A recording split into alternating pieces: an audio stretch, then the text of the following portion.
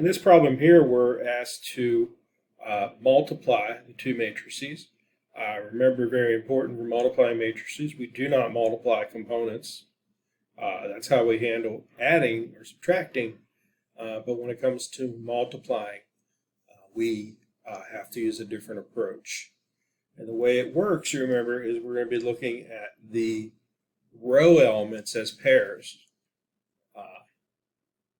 for the first matrix, and we're going to look at column elements for the second matrix. So we're going to be looking at 2, 4 paired to 1, 2. We have two things here, two things here. Same number of things in this row as there are in the columns over here, and likewise with the others. So we're going to be pairing up the rows of the first matrix with the columns of the second matrix. Then we're going to do our multiplication. So we go ahead and we do that. So up first, we would take 2 times 1 would be 2. 4 times 2 would be 8, and we add those. 2 plus 8, and we begin with 10. And our first row, first column. Then we go first row, second column. So we again multiply. 2 times minus 3 would be minus 6. 4 times 0 would be 0. So minus 6 and 0 would just be, oops, got too far ahead here. Hit the wrong button there. So we'll get minus 6. And then we compute the process again. 2 times 8 is 16. 4 times minus 1 is minus 4. So we have 16 minus 4.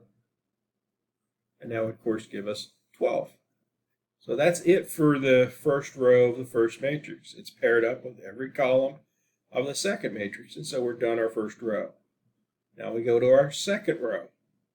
And again, we're going to carry out that same process. Negative 3 times 1 plus 1 times 2. So it'll be negative 3 plus 2 will just be negative 1. And then we do negative 3 times negative 3 will be positive 9. 1 times 0 would be 0. 9 and 0 would be 9. And then to finish it off, minus 3 times 8 is a negative 24.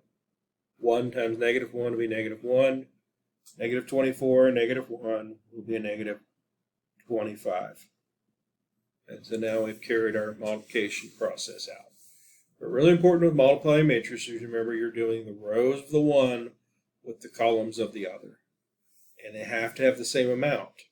If you have more things in the row than you did the column, then we wouldn't be able to do this. Like if we took these two matrices the other way, right? We took these two matrices and looked at them the other way, right? Putting this first matrix in front, followed by the second matrix.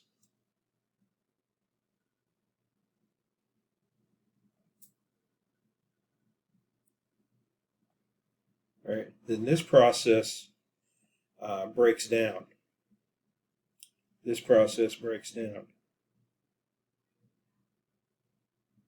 Because what you would be doing now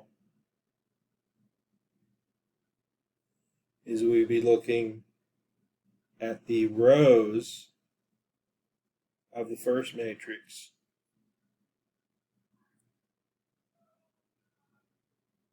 with the columns of the second matrix. And that's not going to work. So if the problem was written this way, the first matrix first, you actually would not be able to multiply these matrices. Right? Because you have 3 things in this row, only 2 things in this column. It doesn't work. And so we can't even multiply them when they're written in this order. So remember, it's always row by column when we're multiplying.